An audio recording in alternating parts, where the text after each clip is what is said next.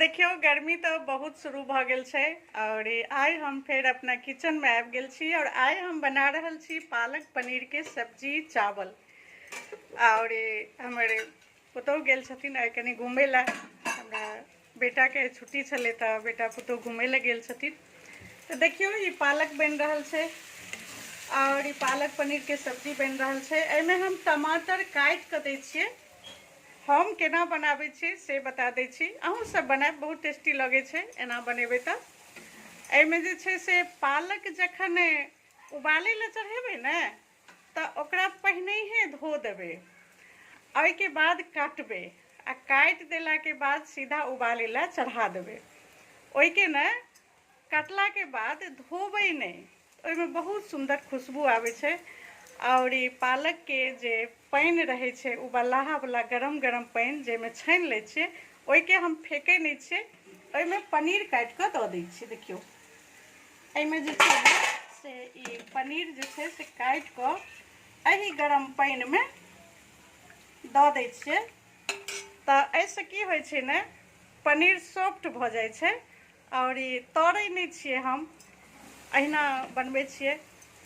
और पीसै में तो बस अदरक लहसुन हरी मिर्ची यह सब प्याज ये सब पीस के ग्रेवी दऽ देलिए और मटर जे छै से उबालि के दऽ देलिए। टमाटर काटि के दै छियै एहि दुआरे जे सब चीज तऽ एहिमे पीसे के देल रहै छै, तऽ टमाटर जे छै से काटि के दियौ तऽ कनी खटापन बढ़िया अबै छै और कनी बढ़िया लगै छै।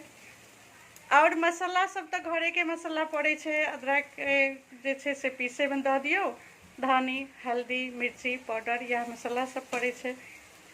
तऽ खाना लगभग हमर बनि गेल छै और यहिया बना लेलिए हन। एहिमे हम भात बना लेलिए हन कुकर में, पालक पनीर के सब्जी बन रहल छै और रोटियों के बना लेलिए, किया तऽ हमरा बेटा के जे छै से पालक पनीर के सब्जी में रोटी पसंद छै, ओ चावल नहीं जल्दी पसंद करै छै।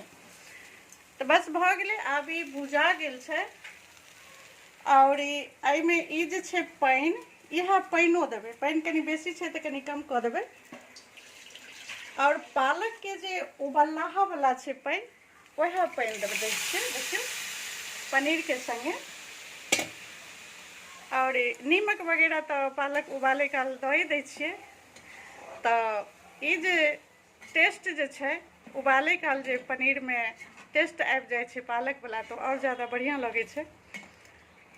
तऽ अहिना बना लेल करै छियै, ओना तऽ पुतहु हमरा नहीं बनबऽ दै छथिन, सबटा अपने बनबै छथिन। लेकिन कहियो काल के हमरा मौका भेटै छै किछु ने किछु बना लै के।